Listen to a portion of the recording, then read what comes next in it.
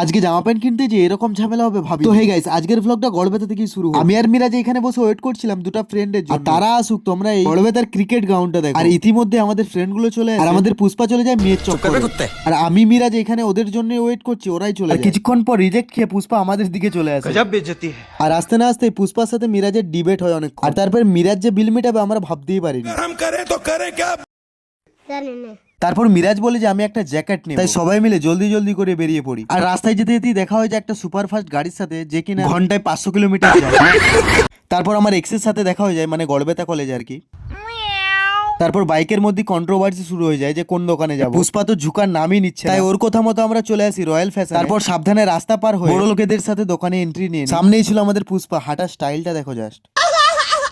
আর একজন কিনতে এসছি, তিনজন সাথে। हमारे यहाँ ऐसा ही होता है। আর তারপর মিরাজের এই জ্যাকেটটা পছন্দ হয়ে যায়, আর আমাদের পুষ্পা ট্রাই করবে না এটা কখনো হয়। আর তারপরই চলে আসে দাম করার পর্ব, যেখানে পুষ্পাই সেরা। আর তারপর কেনাকাটা আমাদের সবার কমপ্লিট হয়ে যায়। আমি চালাচ্ছি এখন বাইক, তাই ঘর অব্দি আমাদের করা হবে না। আর এই ভ্লগটা গড়বেতাতেই শুরু, গড়বেতাতেই শেষ। আর এরকম মিনি ভ্লগ পেতে ফলো করে না। টাটা।